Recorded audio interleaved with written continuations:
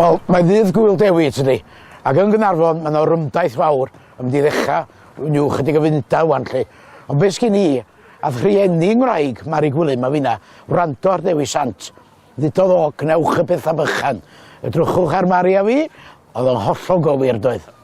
O, dwi falch iawn am medru ddeud bod y Cyngor Tref di ail trefnu o rymdaith Gŵyl Dewi am y trydydd flwyddyn yn olynol. A bod hynny'n canol wsos, o'n i'n saff iawn sut oedd hynna'n diweithio allan, ond mae'r ysgolion i gyd yn hollol gefnogol. Mae gennym ni dros 400 o blant ar ei ffordd lawr yma munud sydd yn wych, a dwi'n gobeithio fydd hynny'n creu awyrgylch braf wrth i ni orymdeithio trwy'r dre. Da ni am fynd o amgylch a trwy'r castell i'r plant gael y wefr o fod i fewn yn y castell, a mae yna dyn ar electric guitar yn mynd i o'n chwarae yn canol y castell y fanno. Offa ni wedyn i'r maes, i ni gael adloniant gen yr ysgolion i gyd ar y maes, a chydig bach o cyd canu Gymreig.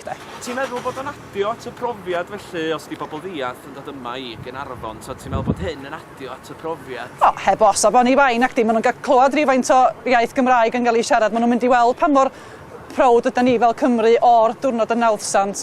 A yndi, dwi'n siŵr bydd o'n added bonus fel sa'r Sais yn ddeud i'r profiad maen nhw'n gael wrth ymweld â'r tref ffantastig mae sgynnon ni yma'n Gaernarfon. Diolch yn fawr iawn i chi.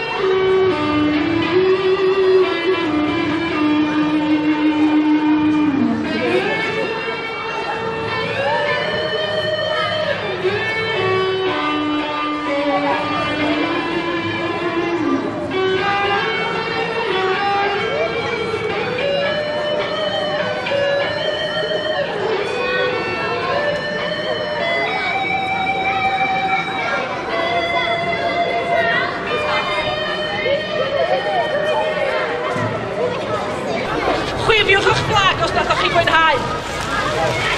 Dwi'n meddwl bod nhw wedi mwynhau. Wel, croeso i chi i gyd i Gaernarfon. Mae'r olygfa y fan hyn yn werth i'w gweld. Mae'n lliwgar, mae'n ddeniadol, a beth sy'n braf wedi gweld yr holl blant wedi ymgynnull at ei gilydd. Mae hwn yn gyfle i dynnu pawb at ei gilydd, ysgolion a chymdeithasau, yn enw Dewi Sant. A da ni wedi bod yn ffodus iawn hefyd i gael diwrnod sych. Mae'r haul yna rhywle, dwi'n siŵr, i'r awgolwg yn y munud. Felly, da ni eisiau chi mwynhau y diwrnod yn arbennig y plant. Ac mi rydyn ni yn mynd i gael eitemau gan y plant i ddathlu Gŵyl Dewi.